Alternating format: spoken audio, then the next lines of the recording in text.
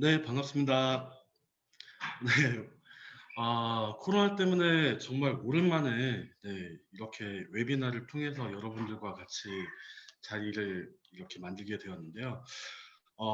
지금 저는 볼 수는 없지만 서로 볼 수 없지만 지금 이렇게 자리를 마련해 주신 대한화장품협회께 너무나 감사드리고 이렇게 웨비나를 통해서 이렇게 소통할 수 있는 자체가 너무나 감사드립니다. 저희 코로나 때문에 정말 많은 기업들께서 뭐 수출이나 그리고 기존에 하셨던 사업들을 많이 영향을 받았을 건데 오늘 그럼에도 불구하고 앞으로 전개해 나갈 게 더 중요하기 때문에 저희가 이번 자리를 통해서 새롭게 바뀐 이제 화장품 감독 관리 조례 분석 및 전망에 대해서 여러분들과 같이 의사소통을 해보자고 합니다. 많이 준비를 했습니다. 준비를 했음에도 불구하고 음, 아직 명확하게 실시 규칙이라든지 이런 부분들이 나오지 않은 상황에서 저희가 말 그대로 분석 및 전망에 대해서 오늘 이 자리에 통해서 어, 분석 및 전망을 갖는 시간을 가져보도록 하겠고요. 제가 준비한 내용은 이렇습니다. 네, 중국 화장품 감독 관리 조례 비교 분석, 그리고 효능 클레임 및 안전성 평가, 그리고 세 번째는 Q&A이고요. 네 번째는 회사 소개할 시간은 없을 것 같습니다. 왜냐하면 오늘 저희가 준비한 내용만 해도 조금 여러분들하고 많은 내용을 좀 다뤄야 되지 않을까라고 예측이 되고요. 그러면 지금부터 정식적으로 준비한 내용을 말씀드리겠습니다. 중국 NMPA 화장품 감독 관리 조례 비교 분석 첫 장인데요. 저희가 지금 30년 만에 바뀌는 겁니다. 이 화장품법이 다른 법에 비해서는 지금 그 개정안이 상당히 늦게 나왔죠. 네, 그래서 지금 저희가 본 바로는 30년 만에 처음으로 이제 화장품 감독 관리 조례가 전부 다 이제 새로 개정안으로 세팅이 되었습니다. 그래서 지금 화장품 보시다시피 첫 페이지는 화장품 정의인데요. 정의에 보시면 이제 과거에 인체 표면의 모든 부위라고 해서 이런 화학공업 제품을 말한다라고 되어 있습니다. 하지만 지금 신규정에서는 화장품이라 함은 도찰, 살포 또는 기타 유사한 방법으로 인체 피부, 모발, 손톱, 입술, 구강 등 인체 표면 및 치아와 구강 점막에 사용하여서 좋은 상태로 유지하는 것을 목적으로 하는 제품을 말한다고 일컫고 있습니다. 그래서 방법의 변화는 보시다시피 살포에서 사용으로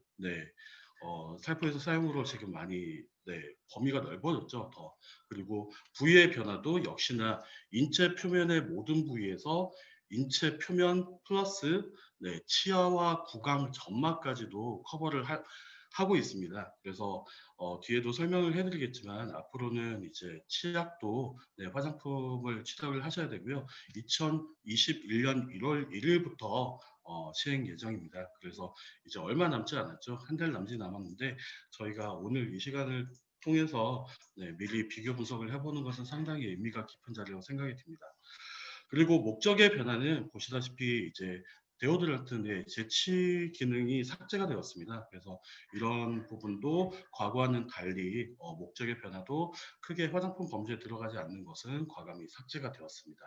그래서 이 세 가지 변화를 조금 정의 부분에서 많이 알아두셔야 돼요. 정의 부분에서 지금 과거의 그 정의를 따라가다 보면 우리가 왜 들어가지? 우리 제품은 이거 아닌데? 라고 생각하실 수도 있어요. 근데 새로운 정의에 보면 기존보다 훨씬 더 확대된 것은 물론이고 또 변화, 삭제된 부분도 있다는 부분 알아두시면 좋을 것 같습니다. 네, 화장품 원료 관리인데요. 이번에 특히나 원료에 대해서 많은 분들이 질문을 주셨어요. 저희가 예상 질문을 받아봤는데 이 예상 질문에서도 역시나 신원료를 어떻게 등록하냐, 허가냐, 등록이냐 되게 말씀을 많으셨는데 그 부분 하나하나씩 짚어드리도록 하겠습니다. 지금 그러니까 신규정을 보시면 제4조 신원료의 위험도 정도에 따라서 화장품 원료에 대해 분류 관리를 시행한다. 이게 어떤 얘기냐면요.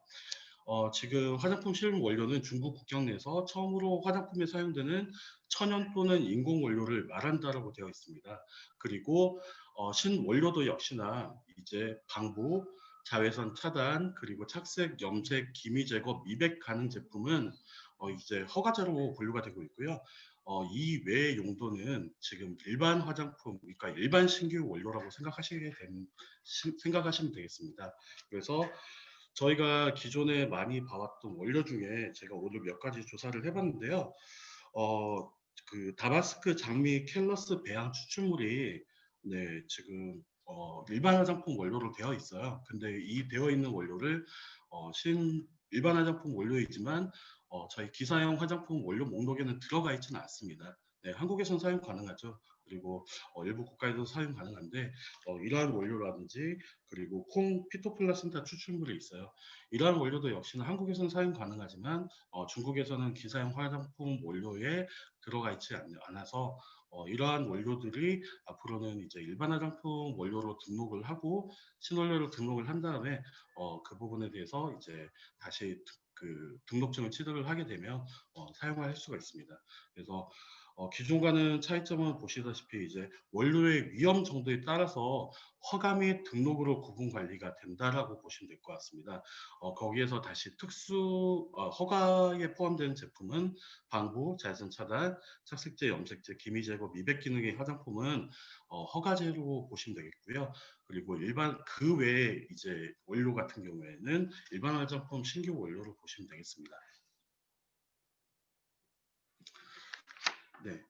그리고 과거에는 지금 보시면 이제 여기에서 국내는 신원료를 국내 처음으로 화장품의 생산에 사용된 천연 또는 인공 원료를 말한다라고 했는데 여기에서 국내는 저희 한국이 아니라 중국을 뜻합니다.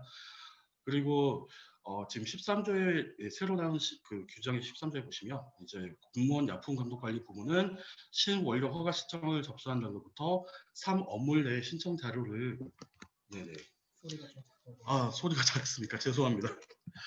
네, 소리가 작은지 모르고, 네, 어, 네, 그런 반응해서 지금은 좀 잘 들리시나요?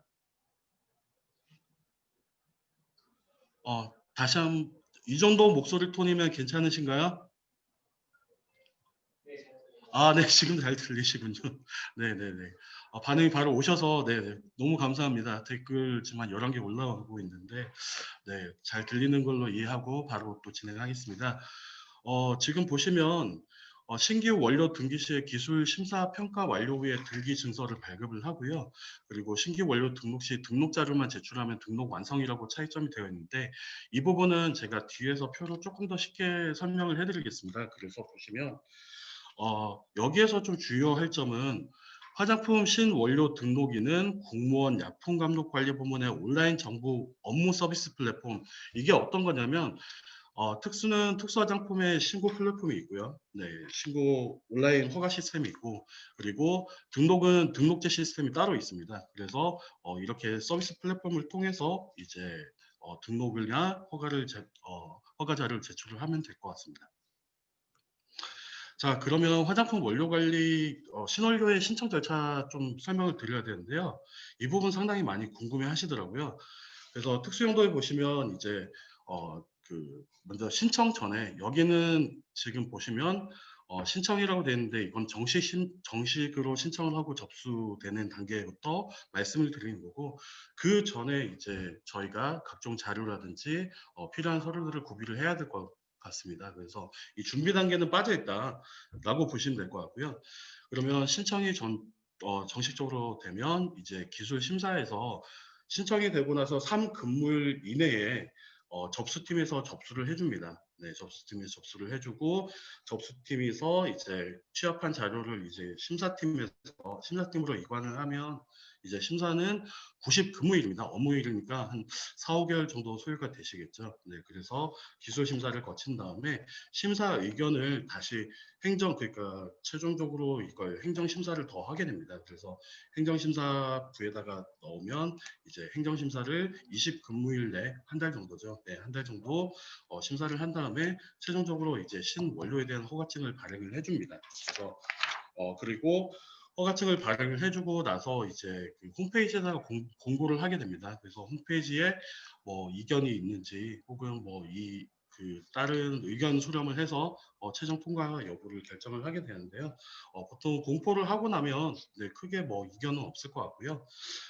그에 반해서 이제 비특수 용도의 이제 화장품의 그 신원료 같은 경우에는 등록 자료를 제출을 하게 되면 공포까지 5근무일입니다. 그래서 지금 보시면 네, 5 업무일 내에 허가 및 등록 관련 정보를 사회에 공포해야 된다라고 되어 있어서 비특수 용도 화장품의 이제 신원료 등록은 훨씬 더 간단해지는 거죠. 그래서 지금 이렇게 어, 예전에는 정말 저희가 신원료는 아예 하지 말라고 그랬어요. 진짜 대행하면서 어, 유아용 화장품, 네, 유아용 화장품보다 더 어려운 케이스가 이 신원료 분야였는데 과거보다는 상당히 많이 완화가 된 것 같습니다. 그래서 특수용도라든지 비특수용도 지금 이렇게 좀 세부적인 절차라든지 플로우가 나와 있거든요. 그래서 앞으로는 저희가 기존에 쓰지 못했던 원료들 그런 부분에 있어서 많이들 등록을 하실 걸로 예상이 듭니다.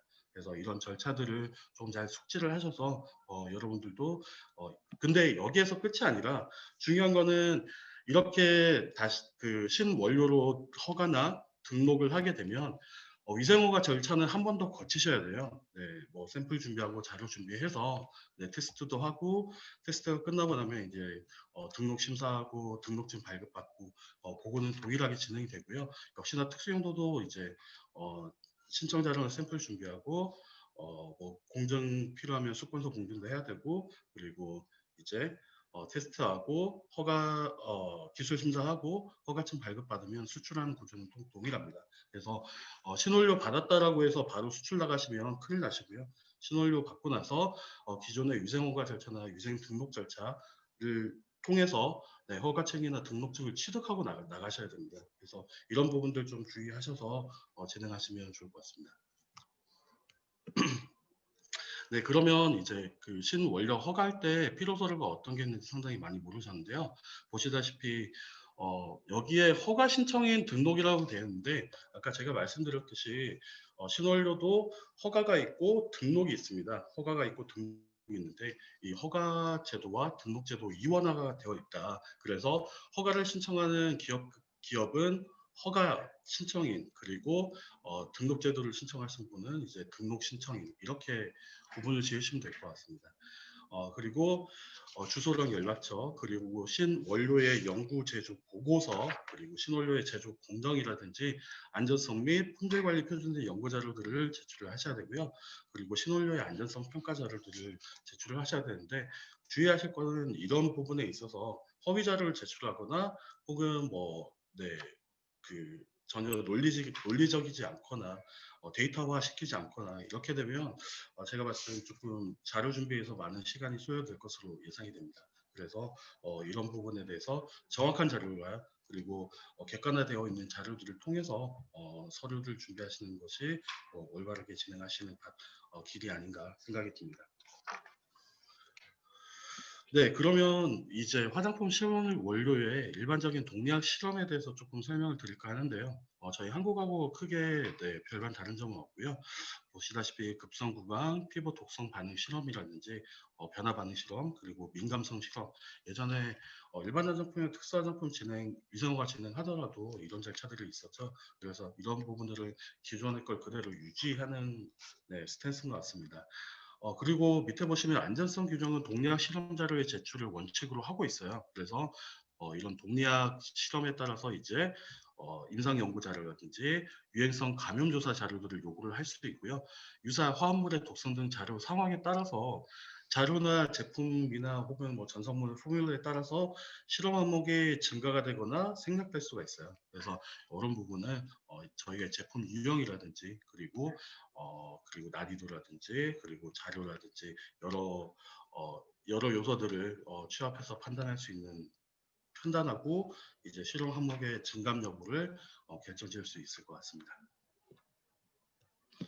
네, 화장품 원료 관리의 이제 제 구조인데요. 그러니까 지금 여기에서는 상당히 주목하셔야 될 부분이 이제 허가 등록한 신규 원료는 3년 동안 이제 사용 및 안전 사항을 보고를 해야 됩니다. 아직 보고하는 양식이라든지 뭐 구체적인 지침은 나와 있지는 않습니다만 지금 그런 실시 규칙이라든지 구체적인 지침들, 가이드라인들을 짜고 있는 걸로 알고 있고요. 이렇게 됐을 때는 반드시 이 허가 등록한 신규 원료에 대해서 이제 책임지고 맡을 수 있는 담당자가 있어야 되겠죠. 제조사가 그 역할을 많이 하게 될 것으로 예상이 되고요. 지금 3년 만기 시까지 안전성 문제가 발생하지 않았을 경우에는 기사용 화장품 원료 목록에 수록한다라고 되어 있습니다. 그러니까 3년간의 이제 그 감독 관리 기간을 거치는 거죠. 그래서 이런 감독 관리 기간을 3년 동안 둔 것은 이 제품이 시장에서 판매하다가 만약에 문제시가 될 경우가 있을 겁니다. 그러면 이거를 철회하거나 아니면 취소를 할 수가 있다라고 뒤에도 규정이 되어 있어요.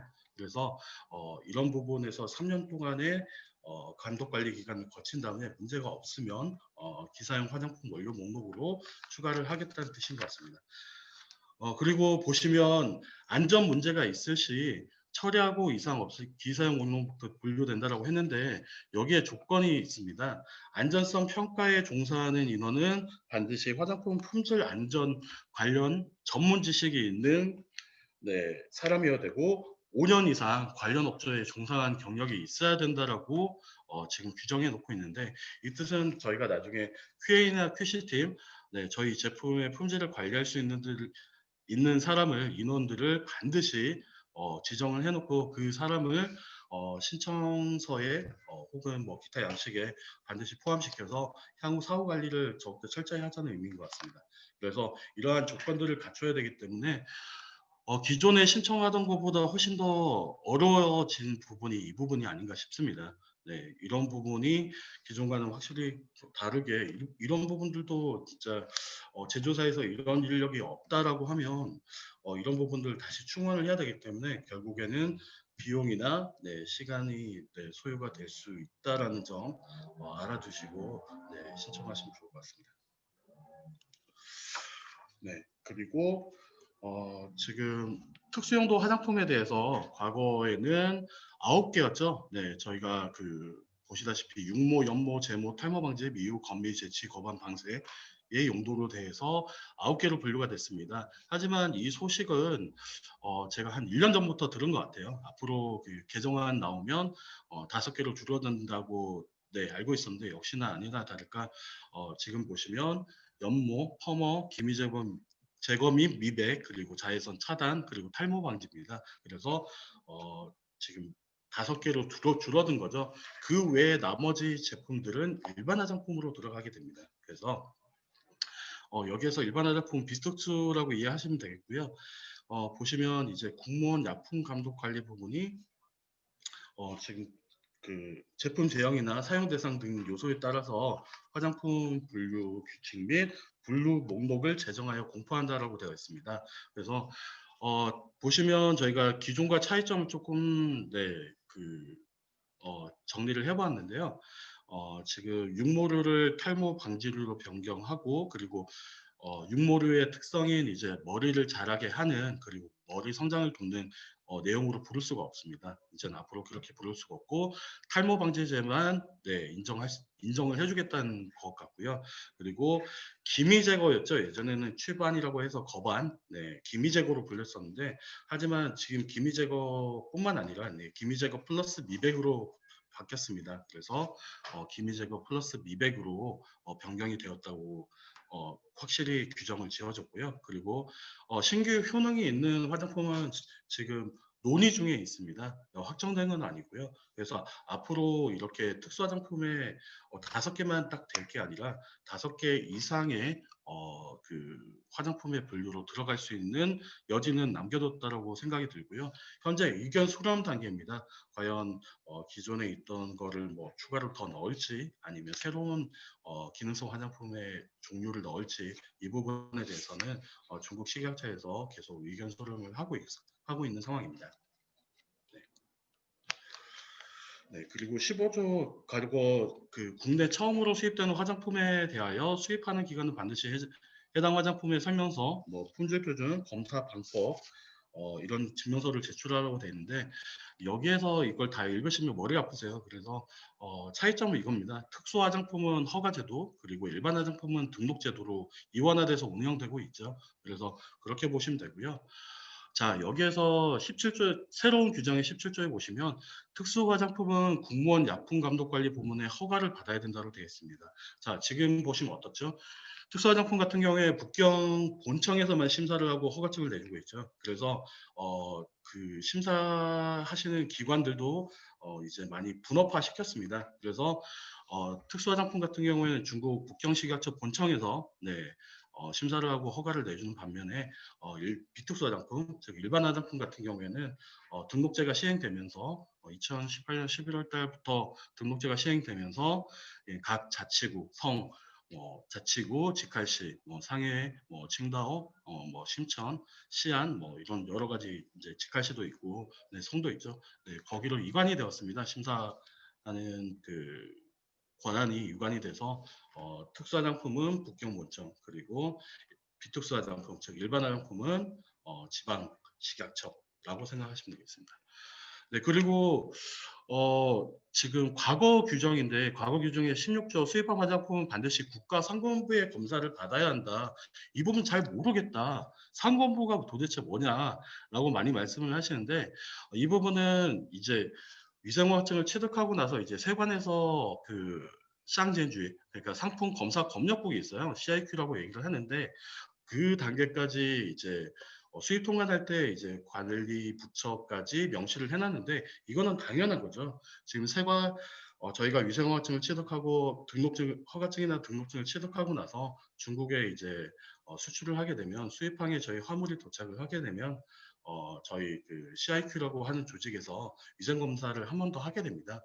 그 위생 검사에는 뭐 미생물 그리고 중금속 이런 기본적인 테스트만 하게 되는데 이런 부분은 제가 뒷장에서 준비한 내용이 따로 있어요. 그래서 수출입 절차 때 조금 더 상세하게 설명을 드리겠습니다. 네, 화장품 허가 신청인 및 등록인 조건인데요. 보시면 지금 18조에 이제 허가 신청인, 허가를 신청한 기업, 그리고 등록을 신청한 기업은 아래 조건을 구비해야 한다고 되어 있습니다. 그래서 특수 제품의 신청인은 허가 신청이라고 보시면 되겠고요. 비특수류의 신청인은 등록인이라고 보시면 되겠습니다. 이 정의에 대해서 조금 헷갈려 하시는 업체분이나 직원분들이 상당히 많으신데요. 허가 신청을 하게 되면 허가 신청인, 비특수류의 신청인은 등록인. 근데 이 사람 인자를 써서 그러면 개인 사업자도 되냐, 뭐 비특수의 신청인에 대해서 많이 물어보시는데 실질적으로는 대부분은 이제 회사의 형태를 띠고 있다고 보시면 되겠습니다. 그래서 첫 번째 이제 18조 1항에 보시면 법에 의거하여 설립한 기업 또는 기타 조직이어야 한다라고 되어 있는데 일단 법인이죠. 네, 법인 한국에서 법인으로 설립이 되어야 됩니다. 그리고 법인뿐만 아니라 개인 사업자도 가능하시더라고요. 제조 판매업자. 네, 저희가 예전에 일반 화장품 등록증 취득했을 때 개인 사업자도 신청이 가능하십니다. 그 대신 한국에서 제조 판매업에 대한 라이센스를 보유를 하고 계셔야 되고요. 자, 그리고 허가를 신청하거나 등록을 진행한 제품에 대한 적합한 품질 관리 체계를 갖춰야 된다. 이 품질 관리 체계는 뒤에서도 조금 더 상세히 설명을 해드리겠지만 CGMP나 ISO가 있어야 된다는 겁니다. 네. 쉽게 설명드려서 CGMP나 ISO가 있어야 되고 앞으로는 모니터링 할 수 있는 인원들도 필요하기 때문에 이 부분은 뒤에서 조금 더 상세히 설명을 드려야 되고요. 화장품 부작용 모니터링 및 평가 능력을 갖춰야 한다라고 되어 있거든요. 그래서 이 부분도 앞으로 이제 제조사나 혹은 뭐 제조 판매업체, 신청업체에서 이러한 인력들을 갖추고 있으셔야 됩니다. 네, 화장품 신청 자료인데요. 보시다시피 이제 특수 화장품 허가를 신청하거나 일반 화장품 등록을 아래의 자료를 제출을 해야 된다라고 해서 많은 자료들이 있습니다. 그래서 여기에서 좀 달라진 부분을 제가 좀 뽑았는데요. 어, 원상국 지금 보시면 그 밑에서 세 번째 줄에 또는 원상국에서 판매되었다는 증명서류를 제출을 해야 된다. 라고 되어 있죠. 저희가 여기에서 원산국에서 판매되었다는 증명 서류는 저희 오늘 강의하고 있는 여기 장소 대한화장품협회에서 발급을 해주는 제조 판매 증명서가 네, 제조 판매 품목 증명서가 될 것 같습니다. CFS라고 하죠. 네, 이 CFS를 여러분들이 저희가 실무하면서 느낀 건데 가끔 영문으로 받아주시는 케이스도 있어요. 물론 영문으로 하면 좋지만 영문으로 하게 되면 중국에서 번역 공증을 다시 한번 받기 때문에 번역 공증에 대한 비용이 또 발생하고요. 시간도 그만큼 소요가 됩니다. 그래서 저희 화장품협회에서 이제 발급을 받으실 때 제조 판매 품목 증명서 CFS는 중문으로 받아주시는 게 비용이나 시간을 좀 절감을 할 수 있는 실무적인 팁이라고 보시면 될 것 같고요. 네. 지금 그리고 원산국에서 이미 판매되었다는 증명서를 제출할 수 없을 경우에는 중국 소비자를 대상으로 한 관련 연구 또는 실험 데이터를 제출을 해야 된다고 하고 있습니다. 그래서 이제는 중국 전용 제품, 중국향 제품이죠. 그러니까 중국향 전용 설계 제품에 대해서는 한국에서 만약에 이미 판매되었다는 이 CFS 자료를 받지 못할 경우에는 중국 현지에서 네, 관련 연구 또는 실험 데이터를 자료를 제출해야 되기 때문에 이 부분은 신청이 그렇게 많지는 않을 것 같아요. 그러니까 중국 시장 전용 설계 제품으로 나갔을 경우에 앞으로 중국 현지에서 제공해야 되는 자료들이 적지는 않기 때문에 이런 부분에 신청이 많지는 않을 것 같지만 혹시나 이런 부분들도 있을 수 있어요. 왜냐하면 중국 현지화 시키려고 하시는 분들도 적지 않게 봐왔기 때문에 이런 부분에서 그런 데이터 자료들을 제출을 해야 된다고 규정하고 있어서 이런 부분들 염두에 두시고 업무를 진행하시면 좋을 것 같습니다. 네, 그리고 다음 장 보시면 심사 절차입니다. 지금 보시게 되면 차이점에 대해서 조금 보시면 예전보다 많이 네, 늘어났죠.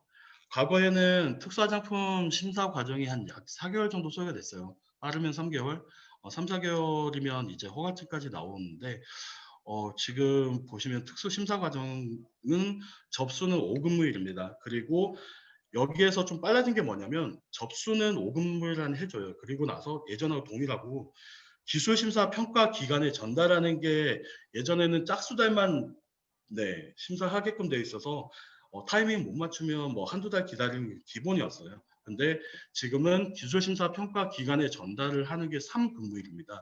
그리고 기술심사를 이제 90근무일 동안 진행을 하고 그리고 다시 행정심사죠. 결정이라고 되어 있는데 이 행정심사를 다시 20근무일 진행을 하고 마지막에 공지를 하는 어, 했는데 보시면 저희가 근무일 기준으로 총 123일 3근무일 정도 소요가 됩니다.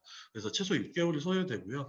기존보다는 훨씬 더 많은 시간이 소요가 돼서 특수화장품은 기존보다 오히려 시간이 오히려 더 연장이 됐죠. 평가 기간이 연장이 됐고 이런 특수 효능에 대한 부분을 앞으로는 철저히 관리하겠다는 뜻으로도 읽혀집니다. 그래서 그리고 신규 규정에 부합하지 않는 생산 공정이라든지 효능 광고에 대해서 이게 어떤 얘기냐면 저희가 미백으로 신고를 했는데 갑자기 생산 공정이 달라지거나 효능 광고를 미백 플러스 다른 걸로 신고를 하거나 혹은 판매를 했을 경우에는 혹은 판매할 생각이 있거나 리뉴얼을 할 계획이 있다라고 하면 변경하시라는 얘기입니다. 그래서 이런 부분이 과거와는 좀 다르게 차이점으로 볼 수 있겠습니다. 그리고 화장품의 효능 선전은 반드시 과학적 근거가 있어야 되는데 이 과학적 근거의 자료는 뭐 관련 문헌 자료, 연구 데이터 또는 효능 평가 자료입니다. 그래서 이 부분은 제가 뒤에서 조금 더 설명을 드릴 거고요. 계속 강조하고 있죠. 보시면 이제 23조의 경외 화장품 여기서 경외는 해외에서 이제 화장품을 이제 생산하고 판매하시는 신청하시는 허가인 등록인은 반드시 중국 국경 내에 있는 기업 법인을 지정하라는 얘기는 예전하고 동일한 얘기죠. 지금은 이제 특수화장품 같은 경우에 제중국 신고 책임회사 그리고 비특수 화장품 같은 경우에는 2018년도부터 실시된 경내 책임회사로 보시면 될 것 같고요. 이렇게 중국 현지 법인의 책임회사를 반드시 지정을 하셔서 신청하는 구조는 예전하고 동일한 것 같습니다. 자, 그렇지만 여기에서 이제 추가가 된 게 화장품 부작용 모니터링 및 제품 회수 실시에 협조해야 된다라고 되어 있어요. 그러니까 작년에 경내 책임회사가 할 역할에 대해서 2018년 12월 그리고 2019년도에 상당히 많이 정리가 돼서 나왔습니다. 그 당시에 이제 보니까 이제 경내 책임회사는 재중고 신고 책임회사는 신고에 대한 책임만 지면 되기 때문에 신고에 대한 책임으로 제한이 되었었어요. 그래서 조금 부담이 덜했었죠. 근데 경내 책임회사를 지정하게 되면서 경내 책임회사는 어떠한 책임을 져야 되죠? 모든 책임을 다 져야 됩니다. 그래서 그 경내 책임 회사가 앞으로는 화장품 부작용 모니터링까지도 해야 되고 제품 회수 실시에 협조해야 한다라고 더 명확하게 규정을 해놓은 거죠. 그래서 기존의 모든 책임뿐만 아니라 이 모든 책임 중에서도 모니터링, 제품 회수 실시 이런 부분에서도 협조를 해야 된다라고 규정을 하고 있습니다. 네, 특수는 지금 보시면 특수 연장 부분인데 과거에 유효기간은 특수화장품 같은 경우에 유효기간이 4년이었죠. 그리고 만기 4, 6개월 전에 중국 식약처에 신청해서 연장 신청을 할 수 있는데 이 유효기간이 저희가 실무를 하다 보니까 여러분들께서 4, 6개월 전에 신청이 완료가 돼야 되는데 4, 6개월 안에만 하면 되는 줄 알고 있어요. 그래서 그 4, 6개월을 기간을 지나서 뭐 저희 한 달 전인데요. 하루 전인데요. 네, 그런 거는 받지는 않습니다. 네, 4, 6개월 전에 최소 4개월 전에는 접수가 완료가 돼야 되는 겁니다. 연장 신청의 접수가 완료가 돼야 되는 건데 여러분들께서 착각을 하신 것 같아요. 그리고 지금 그 부분에서도 지금 그런 게 좀 혼란이 오다 보니까 새롭게 바뀐 규정에 보시면 유효기간을 5년으로 두고 있습니다. 그래서 과거와는 다른 점이 특수허가증의 유효기간이 과거 4년에서 5년으로 늘어났고요. 그리고 이런 허가증 만기 30일 공휴일은 제외하는 겁니다. 이것도 계산을 좀 잘해야 되는데 만기 30일 전에 연장 신청을 해서 유효기간을 연장할 수 있다. 왜냐하면 보통 한 달 전에 신청하는 이런 여타 인증 있죠. 그러니까 중국 화장품 위생원과뿐만 아니라 뭐 CCC, KC, 뭐 C 인증 같은 경우에도 연장 신청 같은 게 한 달 전으로 두고 있어요. 아마 그렇게 일반화, 노멀하게 이번에 바꾼 것 같고요. 그래서 이제 30일 전에 연장 신청을 해서 유효기간을 연장할 수 있는데 저희가 실무를 해다 보면 이 연장 신청에 필요한 서류라든지 이런 부분에 대해서 미리 준비를 하게 되면 이것도 3개월 전에는 미리 준비를 하시고 실무를 들어가셔야 될 것 같습니다. 네, 그래서 서류 작업이라든지 그 전에 이 연장할 때 그러니까 유효 기간이 5년이면 5년 동안 법규가 많이 바뀌거나 추가 시험을 해야 될 케이스가 있거든요. 그럴 경우에는 최소 3개월 전에 준비하시는 게 좀 올바르게 바람직하게 진행이 되지 않을까 그렇게 생각이 듭니다. 자, 그러면 지금부터 이제 보시면 품질 안전 책임자라고 나와 있습니다. 이거는 어떤 문제냐?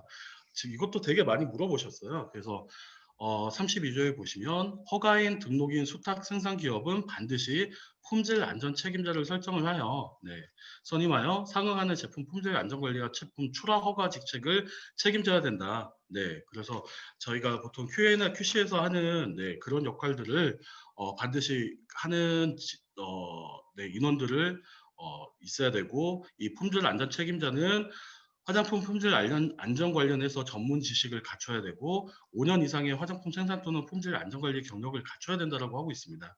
그래서 QA, QC 팀을 바로 반드시 있어야 된다라는 것과 거의 동일시하면 될 것 같고요.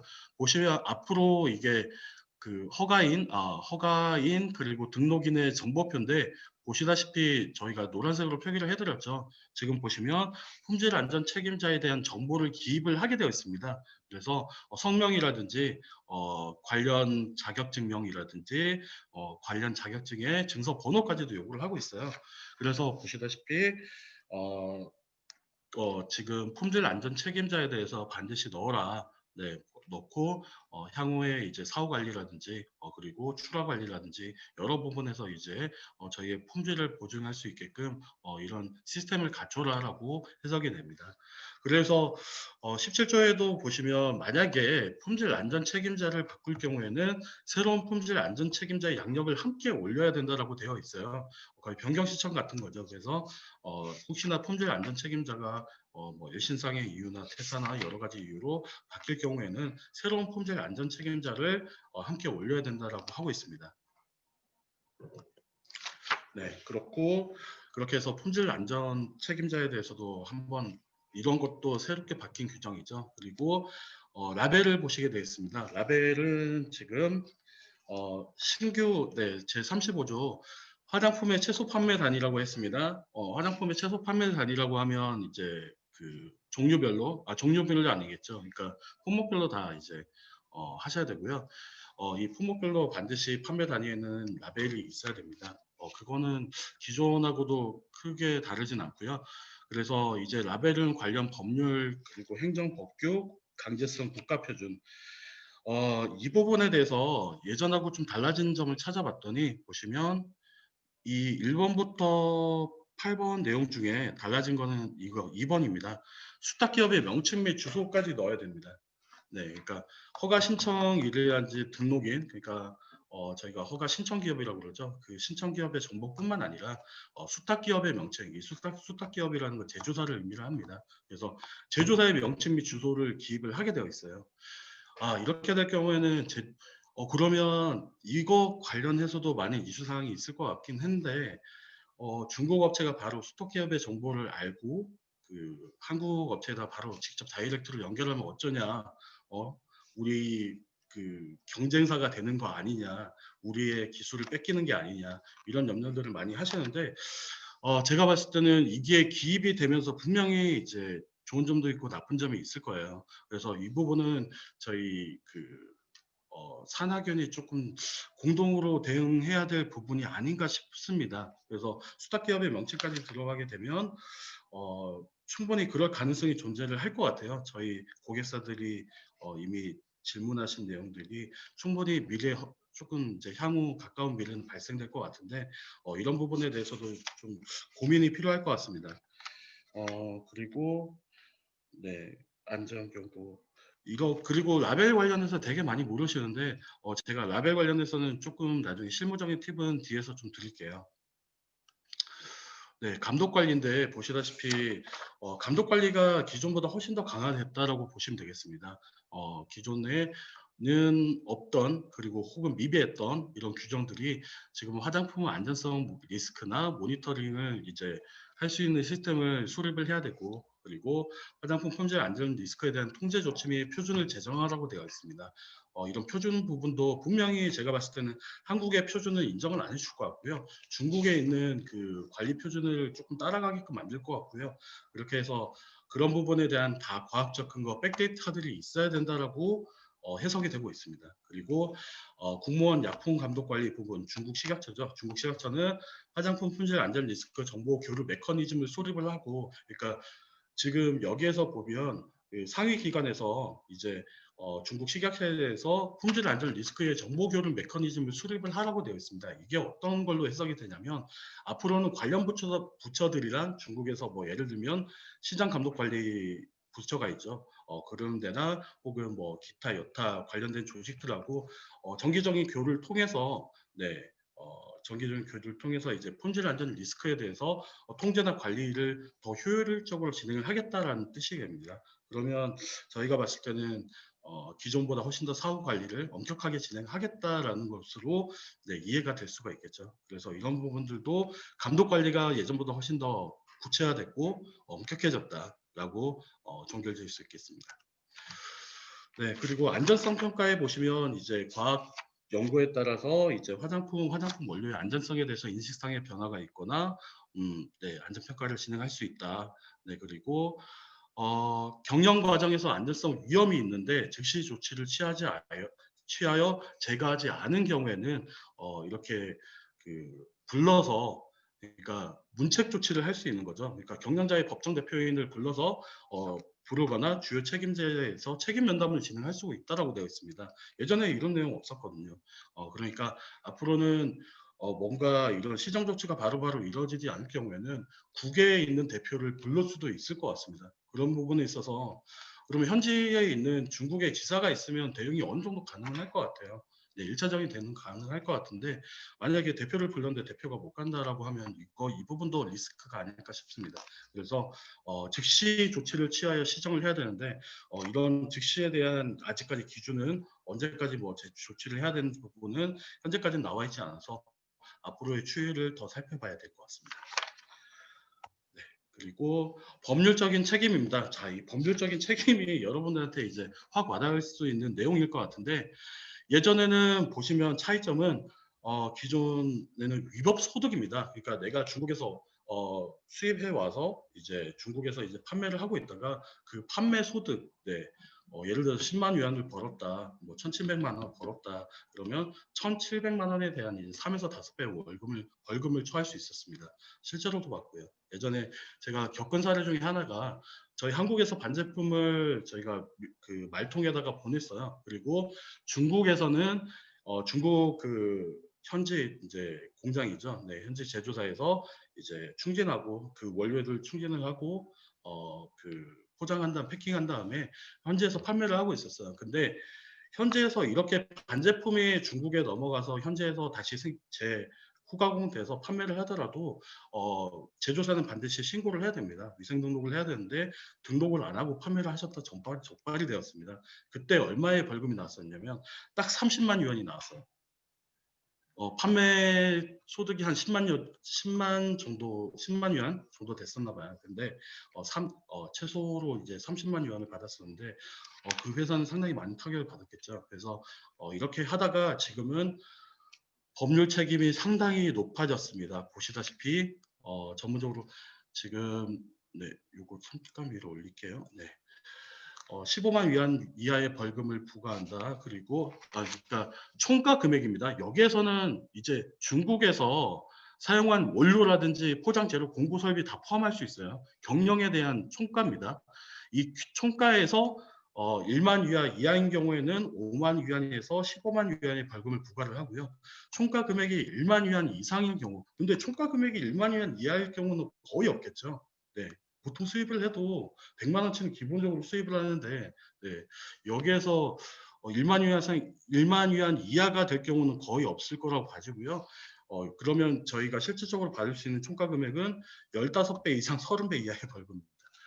진짜 이거는 어마무시하죠. 네, 그래서 이렇게 정황이 심각한 경우에는 심지어 생산 및 영업 정지 명령을 내릴 수도 있고요. 등록 부문에서 등록을 취소하거나, 그러니까 등록증을 취소한다는 얘기입니다. 허가증을 취소하거나, 그리고 10년 동안 이게 또 상당히 또 머리 아픈 문제인데 10년 동안 화장품 등록을 처리하지 않거나 화장품 행정허가 신청을 수리하지 않는다. 즉 블랙리스트에 올린다는 얘기입니다. 그래서 블랙리스트에 올려가지고 10년 동안 그 기업에서 그 기업이 신청을 받아주지도 않을 뿐더러 15배 이상의 네, 센 벌금이 나갈 수가 있습니다. 네, 그래서 이것뿐만 아니라 76제 보시면 본 조례 규정을 위반하여 인신 재산 또는 기타 손해를 일으킨 경우에는 별도로 이제 관련법에 의거해서 보상 책임을 진다라고 되어 있어요. 그래서 과거보다 상당히 많이 법률 책임이 높아졌습니다. 네, 그렇게 법률 책임을 받고요. 지금 네. 여기에 보시면 이제 61조의 사망 보시겠습니다. 지금 59조나 61조 2항까지는 여러분들이 충분히 이제 자료로 가름을 할 수 있는 내용이고요. 화장품 허가인 등록인이 수탁 생산 기업의 생산 활동에 대해 감독하지 않은 경우라고 되어 있어요. 이게 분명히 나중에 이제 감독 관리에 대한 표라든지 이제 감독 관리 시트를 줄 것 같아요. 그래서 이 수탁 생산 기업, 그러니까 저희 그 OEM이나 ODM으로 이제 생산하는 제조사한테 제조사의 생산 활동에 관여를 해라는 겁니다. 관리 감독을 들어가라는 얘기죠. 그래서 저희가 이제 뭐 정수기 렌탈하듯이 네, 뭐 3개월에 한 번씩 필터 갈아주듯이 정기적으로 이제 관리 감독을 해야 되고 그거를 문서화 시켜야 될 것 같습니다. 그래서 이런 부분들이 과거에는 없었던 규정인데 상당히 많이 그 안전성이라든지 관리 감독에 대해서 우리 중국뿐만 아니라 중국에 관련 시각처나 관련 부처뿐만 아니라 너희 자체에서도 그러니까 생산기업이나 판매기업 너희 자체에서도 관리 감독에 충실해라라고 하는 뜻인 것 같아요. 그래서 이런 부분들이 기존과는 네, 없던 내용이 추가가 되었습니다. 네, 그리고 이제 보시면 치약과 비누입니다. 치약 같은 경우에 원래 공산품으로 많이 자주 나가셨죠. 그래서 과거에도 많이 물으셨고 최근에 치약 관련해서 저희한테 상당히 문의가 많이 왔었어요. "치약 내년부터 이제 실시하는 거 맞냐?"라고 했을 때 저희는 "네. 내년 1월 1 일부터는 치약도 등록제로 네 일반 치약일 경우에는 등록제로 신청을 하셔야 되고 미백의 효과라 보시면 뭐 잇몸이나 그런 효능이 있다라고 광고를 했을 때는 특수로 신고를 해야 될 가능성이 높아졌습니다. 그래서 치약이 과거에는 공산품으로 상당히 쉽게 나가셨는데 앞으로는 네 지금 유럽도 치약이 아마 그렇게 되어 있죠. 네. 등록이나 허가를 하게끔 되는데 그런 부분을 많이 인용한 것 같고요. 그렇게 해서 이제 치약도 이제 화장품으로 관리가 된다라고 보시면 되겠습니다. 그러면 앞으로 저희가 기존에 나갔던 치약들은 1월 1일부터는 판매돼서는 안 되겠죠. 왜? 등록증이나 허가증이 없기 때문에 판매해서는 안 되고요. 혹시나 판매를 하시더라도 지금 이미 넘어가서 판매가 끝나 있어야 될 것 같습니다. 올해 말까지는. 그래서 이런 부분이 좀 달라지는 부분이고요. 비누도 역시 마찬가지입니다. 여기에서 비누는 고형 비누인데 고형 비누가 만약에 세정 기능만 있다라고 하게 되면 기존처럼 공산품으로 나가실 수는 있어요. 하지만 고형 비누가 뭐 미백 기능을 가지고 있다, 혹은 뭐 기미 제거가 있다, 혹은 뭐 여드름 또 다른 특수한 기능성 화장품의 내용을 선전을 할 경우에는 거기에 뭐 기능성 화장품을 신고를 하든지 아니면 어, 네, 네, 특수 화장품, 네, 기능성 화장품을 신고를 해야 되겠죠. 그리고 저희 액체 액상 비누 같은 경우에는 이런 거와 상관없이 일반 화장품으로 비특수로 신고를 하셔야 됩니다. 그래서 이런 부분들을 신규로 적용을 했기 때문에 헷갈리지 마시고 네, 정확하게 내년 1월 1일부터 대상이라고 생각하시고 치약이나 네 그리고 고형 비누지만 기능성을 강조하시는 비누는 네, 이렇게 위생허가 대상이 된다는 점 네, 잘 인지하셨으면 좋겠습니다. 네, 그리고 지금 보시면 화장품 현혹 홍보 및 화장품 불량반응 검측에서 제78조인데요. 본제를 시행하기 전에 이미 등록된 윤모, 탈모, 가습류, 그러니까 2020년 12월 31일 기준에서 특수화장품으로 이제 받은 제품은 5년간의 과도기를 설정을 한다라고 되어 있어요. 이 말은 무슨 얘기냐면 5년간의 과도기를 주겠답니다. 그래서 이제 유효기간까지는 팔 수 있고요. 유효기간이 지나게 되면 이제 판매를 할 수가 없습니다. 그런 부분이 좀 달라진 거고요. 그래서 네, 지금 보시면 이 신화장품 관리감독 조례 집행 일자는 네, 2021년 1월 1일부터고 5년의 과도기를 거치고 유효기간까지 다 쓰셨다 그러면 네, 새롭게 이제 특수로 하든지 아니면 일반으로 신청을 하셔야 되지 이걸 연장을 하거나 그럴 수는 없을 것 같습니다. 네. 그리고 이제 제 2장인데요. 효능 클레임 및 안전성 평가에 대해서 조금 말씀드리겠습니다. 지금 보면 제품 전성목표에 나와 있는 모든 원료 생산업체 그리고 이게 좀 달라진 건데요. 기존에 저희가 실무를 하다 보면 전성목표에 있는 원료 중에 몇 가지 원료, 특히나 추출물 관련된 원료라든지 몇 가지 원료에 대해서만 COA를 요청을 받으셨을 거예요. 하지만 앞으로는 사용된 모든 원료에 대한 품질 규격을 준비를 해야 된다라고 되어 있어요. 어떤 걸 받을지 모른다는 거죠. 그래서 이런 부분들도 제조사나 신청하시는 기업께서 반드시 숙지하고 있어야 될 내용이 아닌가 싶습니다. 그리고 지금 제품 내용물에 직접 접촉하는 재료 명칭, 재질 등의 관련 자료를 한다라고 되어 있는데 예시가 마스크 시트 재질에 대해서 시트 재질에 대한 규격을 제공을 받고 있습니다. 현재도 저희가 실무를 하다 보면 마스크 시트들이 어떤 재질인지에 대해서 그리고 사이즈까지도 이제 다 받고 있거든요. 그런 규격을 제공을 해주셔야 된다는 얘기고 그리고 반드시 기기 또는 도구와 함께 사용하는 화장품은 저희가 찾아보니까 흡수기라든지 저주파기기, 클렌징 기구라든지 의료기기 등이 될 수가 있을 것 같습니다. 이런 기구들은 단순 공산품일 경우도 있는데 의료기기나 이제 저주파기기 같은 경우에는 의료기기 허가증이 필요할 수도 있어요. 그래서 의료기기 허가증이 필요한 경우에는 의료기기 허가증 별도로 취득하셔야지만 그 화장품과 같이 판매를 할 수가 있습니다. 만약에 어렵다 싶으면 그냥 공산품으로 뭐 흡수하는 거나 아니면 네, 클렌징으로 쓸 수 있는 그런 간단한 네, 기기를 쓰시기 바라겠습니다. 그리고 신고 제품의 외국어 명칭 및 중문 명칭의 상관관계 해석을 제공하라고 되어 있어요.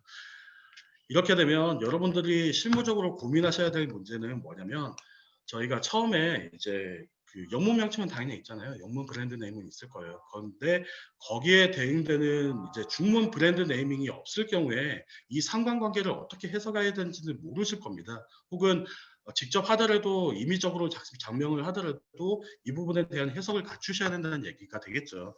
그래서 앞으로 브랜드 네이밍 그러니까 저희 영문 브랜드에 대응되는 중문 브랜드에 대해서도 좀 심도 있게 고민을 하고 거기에 대한 해석을 철저히 가져가셔야 될 것 같습니다.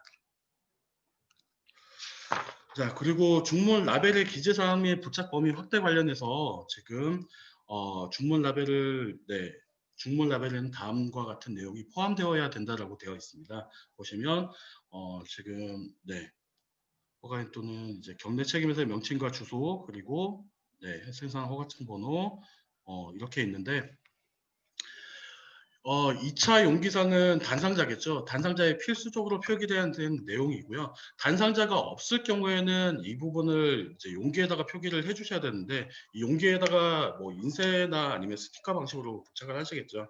근데 이거는 1차적인 내용은 위생호가 신고할 때 라벨 초안이 나옵니다. 중문 라벨 초안이 있고 그 초안을 다시 한 번 더 편집을 하셔야 되는데 이 라벨 초안을 화장품 관리 감독 규정이 있어요. 화장품 라벨 관리 감독 규정이 있는데 네네네 제가 명칭이 똑같네요. 네, 화장품 중문 라벨 관리 규정이 있는데 이 중문 라벨 관리 규정을 바이어한테 이제 해달라고 요청을 하셔야 돼요. 그러니까 저희가 위생허가증이나 위생등록증을 취득하면 중문 라벨 초안이 있는데 이 초안 내용을 바이어한테 주셔가지고 바이어가 현재 라벨 관리 규정에 근거해서 글자 크기라든지 굵기라든지 포인트라든지 그리고 부착 위치라든지 이런 부분들을 저희가 토스 시켜서 그런 부분들을 그쪽에서 하게끔 하는 게 훨씬 더 편합니다. 그런 부분들을 가급적이면 무역 계약서에 명시를 해두시면 훨씬 더 강제적으로 효과가 있겠죠. 이런 부분들도 실무 팁이니까 한번 참고해 주시기 바라겠습니다. 그리고 심사자료 요구사항 변경 관련해가지고 지금 보시면 이 경우는 좀 좋아진 것 같아요. 보시면 최초 등록 시에 50ml 제품인데 이제 용량의 변화가 있는 거는 지금 등록제 같은 경우에는 그 용량의 변화가 있는 거, 뭐 50ml, 100ml, 150ml가 있으면 전부 다 최초 신고할 때 관련 자료들을 다 제출하게끔 되어 있습니다. 그런데 앞으로는 그런 게 좀 생략이 되고요. 그 대신 최초 등록한 50ml는 50ml가 이제 판매 계획이 없습니다. 이거 현 시장에서 판매 계획이 없고 100ml가 대표 모델이 된다라고 했을 때는 이 추가 규격에 대한 자료들을 업로드를 해야 된다. 업로드를 해야 된다는 게 변경 신고를 하라는 겁니다.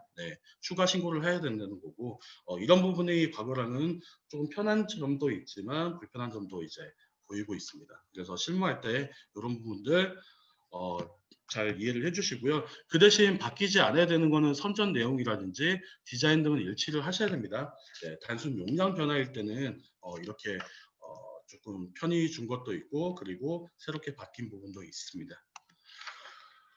그리고 보시다시피 지금 기능성 홍보 평가 규범인데요. 지금 이 부분은 한번 읽어봐 주시면 좋을 것 같고요. 시간 관계상 조금 더 나타나는 부분을 제가 말씀을 드리면 그리고 효능 평가 실험 보고서라고 되어 있는데 여기에 새롭게 요구하고 있는 게 국내 건의 조직 및 기술기관 및 업계협회 기술 매뉴얼을 배포하는 방법.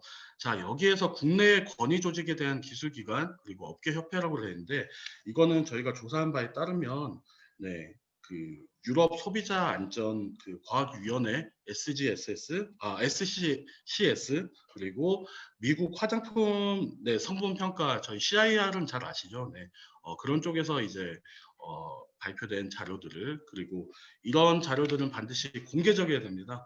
뭐 충분히 오픈되어 있는 자료야 되고 이렇게 찾아서 이제 제공을 해주셔야 된다는 얘기가 되겠고요.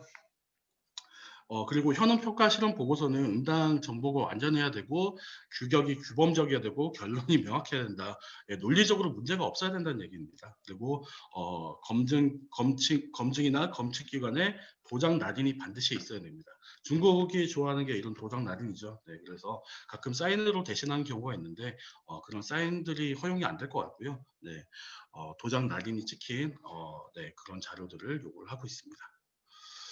네, 그리고 효능, 네, 평가 관련 용어 및 해석은 네, 저희가 한번 여러분들 도움 되시라고 문헌 자료가 뭔지, 연구 데이터가 뭔지, 효능 평가 실험 그리고 사용 측정, 네, 실험실 실험인데 이런 부분들은 참조를 해주시기 바라겠습니다. 네, 그리고 효능 평가 해당 테스트 항목인데 보시면 이제 지금 인체 효능 평가 테스트에서 이제 여러 가지 부분들이 있죠. 그래서 소비자 테스트를 해야 될 거, 실험실 테스트를 해야 될 거, 혹은 문헌 자료 및 연구 결과 개정화 수치로 제공을 해야 될 거 이렇게 있는데 지금 V표 되어 있는 거는 필수적으로 해야 하는 항목이고요. 그리고 별표로 된 거는 별표로 표시된 항목 중에 최소한 한 가지 이상은 제출해야 하는 항목입니다. 그리고 세모로 된 부분은 단독 제출은 불가합니다. 불가하고 최소한 이제 소비자 테스트나 실험실 테스트와 같이 제출 가능한 항목이 되겠습니다. 그래서 이런 효능 테스트 평가 해당 테스트 항목에 대해서도 이렇게 규정을 지어놨기 때문에 여러분들께서 어떤 자료를 어떻게 제공해야 되는지 명확하게 인지하시고 제출하시면 좋을 것 같습니다. 네. 이 부분에 대한 설명도 여기에 제가 추가적으로 이제 주석을 달아드렸고요. 경내 책임회사의 변경 부분에서 조금 말씀드리면 이미 등록된 제품의 경내 책임회사의 주소 변화로 인해 등록관리 부서가 변경된 경우 등록인은 반드시 자발적으로 원래 등록 정보를 말소한 후 다시 등록해야 된다. 이게 어떤 얘기냐? 경내 책임회사의 원래 원 경내 책임회사의 소재지가 칭다오에 있습니다. 칭다오에 있었는데 갑자기 저희가 경내 책임회사 칭다오에서가 이사를 갔어요. 사무실 이전을 해서 상해로 갔습니다. 그러면 그 기존의 칭다오 식약처, 그러니까 산동성 식약처에 등록되어 있는 경내 책임회사를 말소를 하고 상해 지방식약처에서 새롭게 등록을 해야 된다는 얘기입니다. 왜? 주소가 바뀌었기 때문에. 그래서 말소한 후 새롭게 다시 등록하라는 제도가 있기 때문에 이런 부분들도 조금 많이 신경 쓰셔야 될 것 같아요. 경내 책임회사가 이제 주소가 바뀌게 되면 기존보다 조금 더 이제 번거로운 절차를 거쳐야 된다라고 보시면 되겠습니다. 네. 그리고 중국 시장 전용으로 생산한 수입 제품 관련 자료인데요. 중국 시장 전용으로 생산한 수입 제품은 하계 자료, 그러니까 저희가 이제 앞으로 중국 시장 전용 제품이다라고 명기를 해서 판매하는 제품일 경우를 얘기를 하는 겁니다. 이럴 경우에는 보시다시피 저희 한국에서 아까 제조 판매 품목 증명서 CFS를 발급받을 수 없기 때문에 중국 소비자를 대상으로 한 제품 전성분이 있어야 되고요. 그리고 제품 안전성 평가 자료, 그리고 중국 소비자의 수요에 대한 소비자 테스트 보고서라든지 효능 시험 보고서가 추가가 돼야 합니다. 그리고 제품 라벨에도 아까 제품 라벨에 반드시 표기해야 되는 사항 이외에도 중국 시장 전용 제품, 중국 시장 주안용产品이라고 명기를 해주셔야 될 것 같습니다. 그래서 이런 부분들이 기존과는 좀 달라진 부분이어서 중국 시장 전용으로 계획하시는 품목이 있으시더라고 하면 이러한 사항들을 반드시 숙지를 하셔야 되겠죠. 네. 그리고 화장품 분류 변경 관련인데 보시면 이제 앞으로 특수류가 아까 제가 5가지로 줄어들었고 나머지는 전부 다 비특수로 보시면 되겠습니다. 그래서 특수류는 허가제 그리고 비특수류는 등록제로 이원화돼서 지금처럼 현재처럼 운영되고 있죠. 네, 그렇게 보시면 되겠습니다. 네, 제가 준비한 내용은 여기까지고요. 그래서 1시간 내용 좀 급박하게 달려왔었는데 네네네, 알겠습니다. 네네네. 지금 네 제가 너무 빨리 말도 한 것도 있고, 네 여러분들 많이 기다리셨을 것 같은데 5분 쉬고 바로 Q&A 진행하도록 하겠습니다. 네, 좀 부탁드리겠습니다. 네, 5분 동안 잠깐 쉬시고 저희 다시 강의 시작하고요. 그 이후에는 Q&A 시간으로 넘어가겠습니다. Q&A는 저희가 줌에 보시면은 채팅 기능이 있습니다. 그 채팅창에 질문 남겨주시면은 저희 강의하신 분께서 질문 읽어주시고 그에 대한 답변을 해주실 예정입니다. 5분 동안 쉬겠습니다. 지금 4시 1분이기 때문에 저희가 4시 한 6분 정도에 다시 시작하도록 하겠습니다.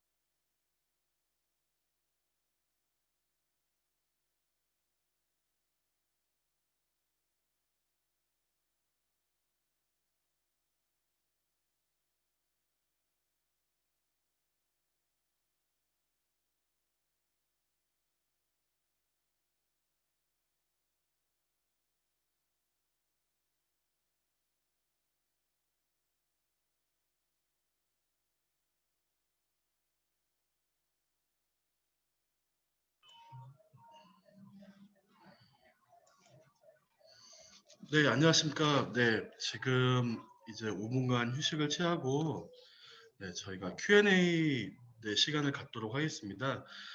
일단 사전 질의사항 중에 저희가 몇 가지를 뽑아서 네, 지금 답변을 드리려고 하는데요. 첫 번째가 이제 ICIC 리스트의 경우 여기 ICIC는 네, 중국 기사용 화장품 원료 목록집을 얘기를 하는 겁니다. 네, 2014년도에 나왔던 네, 8,783개 원료에 대해서 네, 필수 의무 사항인 것으로 알고 있으나 이제 중국 법규 개정에 따라서 이제 코스메틱 제품에 대해도 IC 네, 리스트 필수 의무 사항이 될 예정인지 네, 이 부분은 네, 맞고요. 근데 절대적인 거는 아니라고 지금 업계에서는 보고 있습니다. 그래서 신원료를 신청을 하게 예를 들어서 신원료를 신청을 하게 되면 그게 이제 등록이 되고 3년간의 유예 기간을 거쳐 가지고 등록되면 이제 추가적으로 들어가는 거지. 네, 그래서 아직은 추이를 좀 더 봐야 되지 않을까라고 생각이 들고요. 그래서 필수 의무 사항이 될 여부는 네, 그렇게 될 수도 있는데 네, 업계에서는 절대적인 거는 아니다라고 보고 있는 것 같습니다. 그리고 경내 책임 회사의 자격 기준이라든지 제중 책임 회사의 경내 관리인의 권한과 역할 등의 차이가 중소기업은 어떤 걸 활용해야 하나라고 정말 많은 분들이 문의를 해주셨어요. 그래서 이 부분에 대해서는 제가 따로 이제 질문 답변자를 가져왔기 때문에 그걸 보시면서 네, 지금 같이 하시면 좋을 것 같습니다.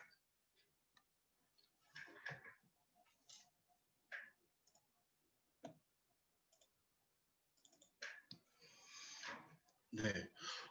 지금 네, 비특수 등록제랑 특수 허가제 절차 비교 자료인데요.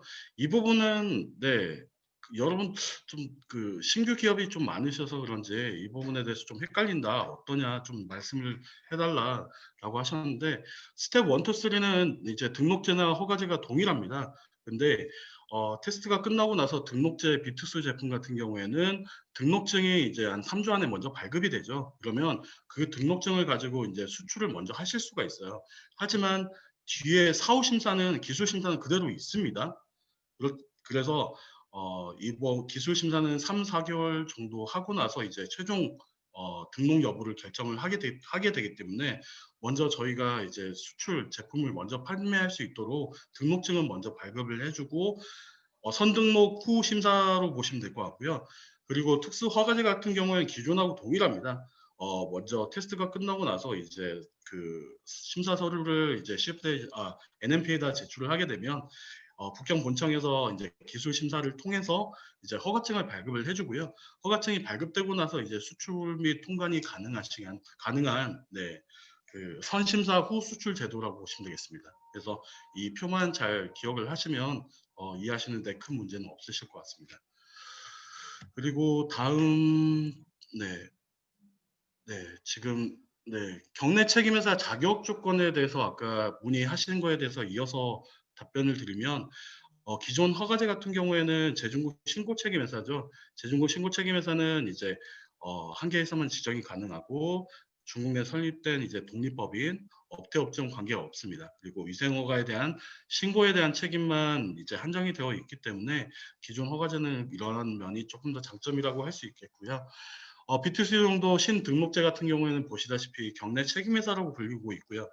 경내 책임인이라고 직역이 되는데 회사의 형태를 보통 띠시죠. 그리고 전국 내 모든 기업 법인이고, 네, 그리고 여러 책임인이 지정이 가능한 대신 단 동일 제품은 한 개의 책임인만 지정이 가능합니다.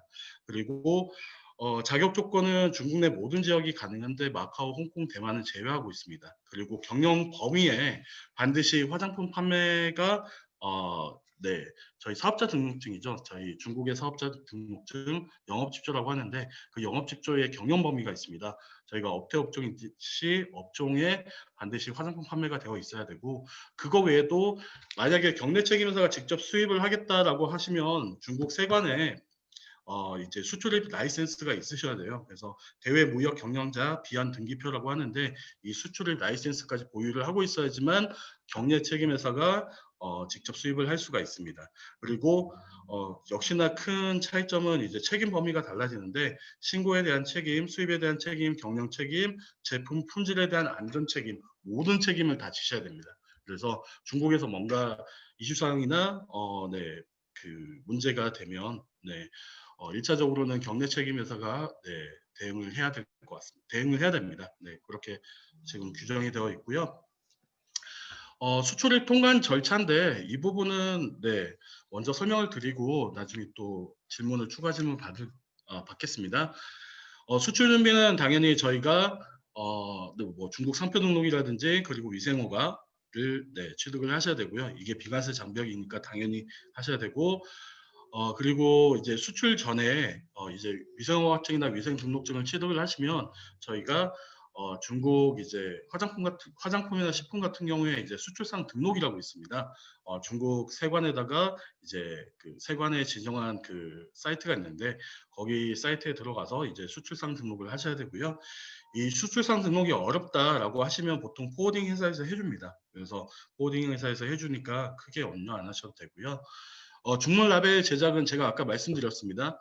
여러분들이 직접 하시게 되면 화장품 라벨 관리 규정을 파악하는 것도 어려울 뿐더러 네, 여러분들께서 진짜 이걸 정확하게 하실 수가 없기 때문에 보통은 바이어한테 맡기시는 게 훨씬 더 현명하고 네, 비용과 시간을 절약할 수가 있습니다. 그렇게 되면 이제 저희가 준비한 화물을 뭐 에어나 그리고 네, 선박으로 이제 해서 항공이나 이제 해상 운송으로 중국항에 도착을 하겠죠. 그러면 중국항에 도착하게 되면 보시다시피 이러한 그 무역 서류들을 가지고 이제 제출을 하셔야 되고요. 이렇게 수입 신고가 이루어지면 세금 납부 및 이제 세금 납부를 먼저 할 케이스도 있고요. 나중에 위생 검사가 끝나고 나서 세금 납부하라고 하는 케이스도 있습니다. 그래서 수입 신고가 끝나고 나면 저희가 이제 적치된 네, 보세 창고에 이제 저희 모자 쓴 분 보이시죠? 네, 거기 이제 CIQ라고 하는데 아까 제가 그 중국 시안지엔주의 네, 상품 검사 검역국인데 여기에서 이제 제품에 대해서 이제 위생 검사를 진행을 하게 됩니다. 위생 검사 전에 컨테이너를 개봉을 해서 이제 유관 검사, 즉 관능 검사를 먼저 진행을 하게 되고요.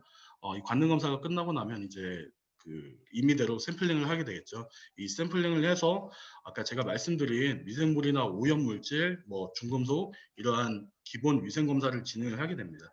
이 위생 검사에서 최종적으로 통과되면 이제 그 수입 연장이 나오게 되겠죠. 이 수입 연장을 받고 최종적으로 게이트 반출해서 시장 유통을 하는 구조라고 보시면 되겠습니다. 식품도 마찬가지고 화장품도 마찬가지고 그리고 기타 뭐 공산품도 전체적인 틀은 여기에 맞춰져 있으니까 이렇게 흘러간다라고 보시면 되겠습니다. 그리고 특수용도 화장품의 연장 승낙제인데 이 부분은 시간 관계상 조금 저희가 나중에 추가 질문이 있을 경우에 좀 받아보고요. 네, 이어서 바로 네, 잠시만요. 일반 무역의 수출 프로세스까지 제가 1번, 2번, 4번 답까지 해드렸습니다.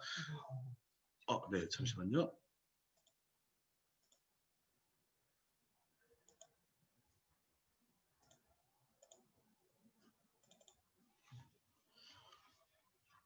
네. 다시 돌아와서 저희가 이제 Q&A 그 질문 중에 1번, 2번, 4번. 근데 2번도 중소기업 같은 경우에 여러 가지 세 가지 케이스가 있습니다. 하나는 중국 자금이 좀 여유롭고 중국에 이제 지사를 운영을 하고 싶다라고 하시면 관리적인 측면에서는 제일 좋죠.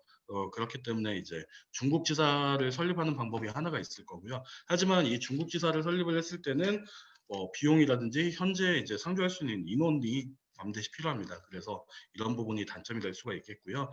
두 번째는 저희 그 대행사의 중국 지사를 네, 이용을 하는 방법이 있겠습니다. 그리고 세 번째는 네, 바이어, 네, 중국 총판이나 뭐 디스트리뷰터의 법인을 이용하는 방법이 있을 겁니다. 근데 바이어를 이용을 하다가 만약에 바이어와의 사이가 이제 관계가 좋을 때는 상관이 없어요. 관계가 안 좋아지면 그때부터는 많은 문제들이 생기기 때문에 뭐 중소기업이 어떤 거를 선택을 하시는지는 방금 제가 알려드린 세 가지 방법 중에 하나를 선택을 하셔서 저희 회사 내부 실정에 맞게끔 움직이시면 좋을 것 같습니다. 자, 그리고 손소독제 같은 경우에는 올해 초에 정말 많이 받았거든요. 바이어 네, 저희 코로나 터지고 나서 진짜 제가 무역협회에서 일주일에 한 번씩 상담하는데 올해 초에 한 30건 이상 손소독제 관련해서 너무 많이 받아서 이 손소독제 같은 경우에는 중국 화장품 그 식약처가 아니고요. 죄송합니다. 어, 식약처가 아니라 위생부라는 곳이 따로 있습니다. 그래서 중국 위생부에서 담당을 하고 있고요. 이 손소독제 같은 경우에는 그레이드가 따로 있어요. 그래서 1등급이 되냐, 2등급이 되냐에 따라서 네, 시험 항목이라든지 비용이 좀 달라지는데 일단 손소독제 같은 경우에는 역시나 중국 화장품 위생허가처럼 서류적인 준비가 먼저 필요하고요. 서류적인 준비도 위생허가보다 좀 더 까다롭게 품질 표준까지, 제품 표준까지 제정을 해야 됩니다. 그리고 나서 이제 준비된 샘플을 중국 시험소에 보내서 테스트를 네, 보통 4개월 정도 진행을 하고요. 그리고 끝나고 나서 기술 심사가 이루어지고 최종적으로 등록을 해주는 네, 이러한 구조를 갖추고 있습니다. 그래서 전체적인 일정은 한 대략 6개월에서 8개월 정도 네, 보시면 될 것 같은데 그 이상 소요될 수도 있고요. 그리고 자료 준비가 위생호보다는 조금 더 어렵다라고 보시면 될 것 같습니다. 그리고 5번 답변은 중국 내 수입 법규와 관부가세 소량 무상 통관 여부에 대해서 좀 소개를 해드리자면 수입 법규나 관부가세는 제가 그 관세자가 아니라 정확하게 답변을 하기 어려워서 여러분들께서 이용하면 좋겠다는 팁을 알려드리면 무역협회나 코트라에다가 전화를 하시면 거기에 이제 수출 전문 위원님들이 상조를 하고 계세요. 그래서 뭐 국번 없이 1380이라든지 6000에 5114 이런 쪽으로 전화를 하시면 거기에서 이제 관세사한테 바로 연결이 됩니다. 당연히 무료고요. 그런 부분을 통해서 이제 관세나 수입 법규에 대해서 알아보시면 좋을 것 같습니다. 그리고 소량 무상 통관 여부가 상당히 많이 네, 물어보셨는데 이 소량이라는 거는 저희도 지금 이제 실제품을 중국에서 검토하기 위해서 이제 두세 개씩 받아가지고 중국에다가 보내고 있습니다. 근데 보통 저희가 이 EMS 1호 박스나 2호 박스 기준으로 한 3에서 5개 정도만 넣어서 보내는데 간혹 5개를 보내도 이제 부피가 크다 보면 이게 기프트로 간주가 안 되고 판매 목적이라고 해서 세관에서 걸릴 수가 있어요. 그래서 이런 거는 그러니까 정확한 뭐 기준은 저희가 말씀드릴 수는 없고요. 뭐 두세 개 정도는 뭐 작은 용량일 경우에 100ml 기준 했을 때는 기프트로 간주해서 그냥 무사히 통관되는 경우는 많이 있었습니다. 그래서 이런 부분은 직접 해보셔야 될 것 같습니다. 네, 해보셔야 될 것 같고요. 그렇게 해서 저희가 사전에 질의사항 받았던 것 중에 많이 나온 질문들을 제가 말씀을 드렸고요. 저희 채팅창 보면서 네, 좀 드릴 수 있는 답변들을 좀 드려보겠습니다.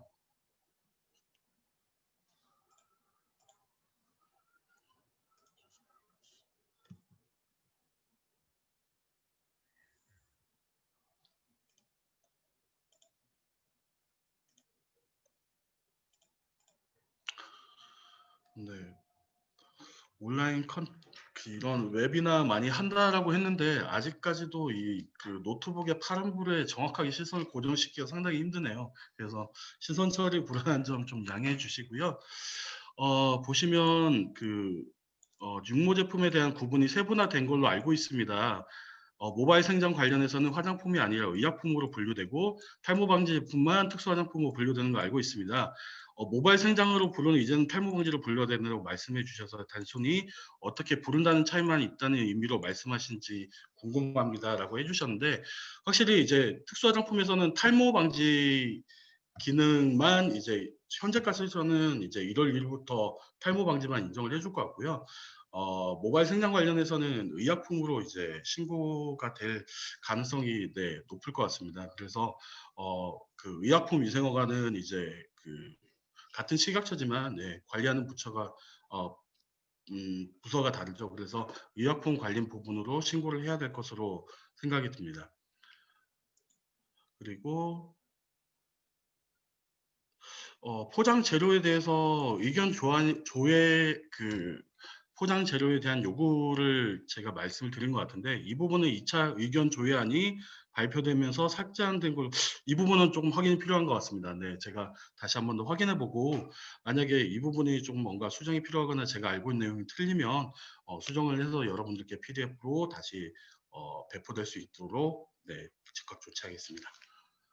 네, 천연 수제 비누 제조 회사입니다. 피부 보습과 트러블 피부의 진정 효과가 있다는 표현을 하려면, 네, 트러블 피부의 진정 효과, 이 진정이라는 단어가, 네, 카밍 단어가 지금 비특수 화장품에서도 쓰지는 못하는, 많이 제한이 걸리고 있어요. 그래서 이게 나중에 사용되려면 특수 화장품으로 받아야 되지, 받을 가능성이 높다라고 생각이 드는데, 이것도 추후에 저희가 1월 1일 날 이제 시행되고 나서, 네, 그런 추이들을 봐야 될 것 같습니다. 경례 책임자 변경 관련해서 조금 더 상세한 절차를 알고 싶다라고 하셨는데, 이 부분은 저희가 오늘 실무 관련해서 진행하던 게 아니고 새로운 법규에 대한 해석이나 앞으로의 전망에 대해서 말씀드린 부분이기 때문에, 혹시나 필요하시면 저희가 나중에 그 PPT 맨 마지막에 저희 컨택 포인트가 있거든요. 거기에다가 이제 연락을 주시면 저희가 따로 답변을 드려야 될 내용인 것 같습니다. 네.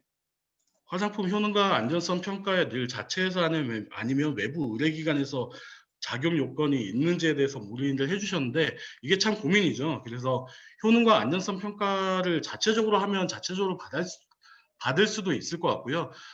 이게 힘들 경우에는 외부 의뢰기관한테 의뢰를 해서 정기적으로 받은 다음에 거기에 대한 데이터를 혹은 보고서를 제출을 할 수도 있을 것 같습니다. 근데 이거에 대해서 어느 뭐 자체적으로 하는 것만 허용한다, 아니면 외부 기관도 허용한다라는 세부 지침이 아직 나와 있지는 않아요. 그래서 이런 부분들도 저희가 추이를 더 봐야 될 것 같고요.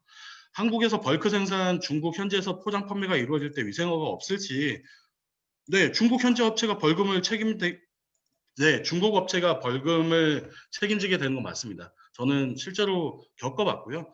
네, 현지에서 이제 중국 현지에서 이제 최종 그 후가공에서 생산되는데, 그게 만약에 위생 등록 신고가 안 되어 있다.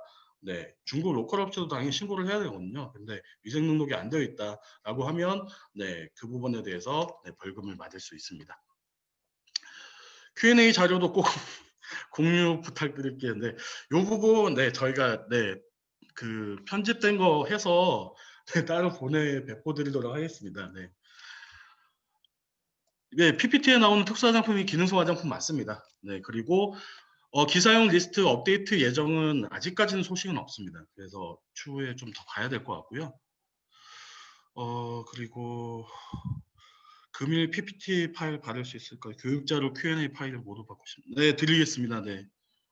그런데 아까 신청 저희가 말씀드렸다시피, 네네, 설문조사를 응해주시고, 네, 응해주신 기업 그 분들께, 네, 저희가 배포하도록 미리 알려드린 부분, 네, 숙지해 주시면 좋을 것 같습니다.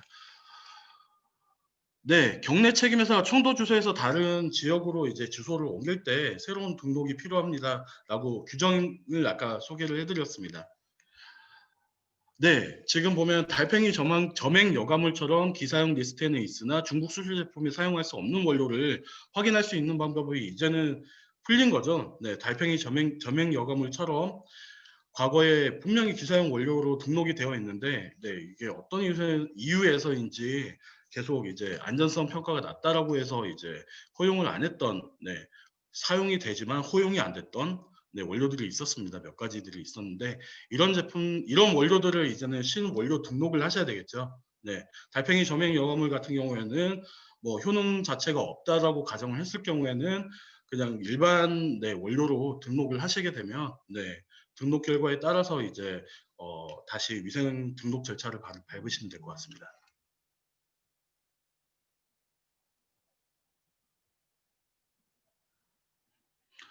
신원료 등록 허가 관련해서 중국 기관의 등록 허가 신청비가 어떻게 되는지는 아직까지 세부 지침이 안 나왔습니다. 그래서 이 부분에 대해서 비용을 받을 것인가 안 받을 것인가에 대해서도 중국 현지에서 세부 지침이 없기 때문에 이후에 가이드라인을 봐야 될 것 같습니다. 감사합니다. 법령 전반적으로 확정되면 한 번 더 교육해 주시면은 저희 네, 나중에 네, 기회가 되면 네, 네, 하면 더 좋으시겠죠. 저희도 이번에 사전 분석이고 전망이다 보니까 내년 1월 1일 이후 되면 뭔가 계속 이제 세부 지침이라든지 이제 확정된 내용이 꾸준히 나올 것 같습니다. 그리고 지금 생각드는 거는 제가 봤을 때 내년 1월 1일부터 이제 법령이 바뀌다 보니까 과도기일 것 같아요. 그래서 얼만큼 대처하는 능력도 상당히 중요하실 것 같아요. 네, 그런 부분에서 당황한 소지가 분명히 있을 거고 악유도 있을 거예요. 그런 부분들 잘 이해를 해주시고 넘어가셔야 됩니다. 어, 벌금은 네, 벌금 부분 보고 다시 네, 달팽이 점액 여과물 또 나와서 네, 저희가 관련해서 아까 답변 드렸던 동일 내용이라서 네, 이런 부분들도 신원료로 신청 등록하시면 좋을 것 같습니다. 네. 탈취 제품은 앞으로 일반 이거 관련해서 문의 주신 업체가 있었던 걸로 해서 제가 조사는 했는데요. 이게 제 의견이지, 네, 요 이너 퍼퓸 관련해서 지금 중국으로 수출할 때 방향제로 수출을 하시잖아요. 근데 신화장품 감독관리 조례에 근거해서 집행됐을 경우에 이후에 뭐, 네, 등록증이나 아니면 허가증을 받아야 되냐. 현재 저희가 봤을 때는 원료 공급상이 이런 될 수도 있고 안 될 수도 있는데 이 부분에 대해서는 제가 명확하게 답변을 드리기 좀 힘들 것 같아요. 네, 왜냐하면 이 부분은 탈취 제품은 아직까지는 공산품으로 수출 가능하시기 때문에 여기에서 이제 추가적으로 피부랑 이제 접촉이 되는지 여부라든지 안전성 여부에 따라서 중국 시각처에서 한 번 더 공지를 줄 것 같습니다. 네, 그래서 이런 부분은 추후에 이제 공지사항을 잘 네, 체크하시면 좋을 것 같습니다. 네, 거의 나온 내용이 네, 지금 제가 준비한 Q&A 내용보다 훨씬 더 많은 내용이 있었는데 네, 지금 그런 부분에 대해서 제가 중요한 부분 다 답변을 드렸고요. 추가적인 질문 없으시면 네, 제가 여기서 오늘 준비한 내용 마치도록 하겠습니다. 중국 사업 많이 힘드시고 네, 기운 떨어지실 건데 그래도 힘내시고 내년부터 코로나가 좀 어느 정도 해소가 된다라고 하면 분명히 잘 준비된 기업들이나 네, 네, 그리고 어, 기회는 있을 거라고 충분히 생각이 듭니다. 그래서 화이팅 하시고 중국 사업에서 항상 건승하시길 바라면서 제 강연은 여기서 마치도록 하겠습니다. 다음에 더 좋은 내용으로 네, 여러분들하고 같이 할 수 있도록 준비 철저히 하겠습니다. 감사합니다. 네, 오늘 웨비나 참석해주신 여러분께 감사드리며 이상으로 마치겠습니다. 오늘 웨비나 끝나자마자 저희가 아마 오늘이나 내일 오전 중에 만족도 설문조사지를 이메일 또는 핸드폰 문자로 참석하신 분들께 보내드릴 예정입니다. 그 링크 타고 들어가셔서 설문조사 회신을 해주시면 저희가 PDF 파일 버전의 웨비나 강의 자료를 발송을 해드릴 예정입니다. 네, 감사합니다.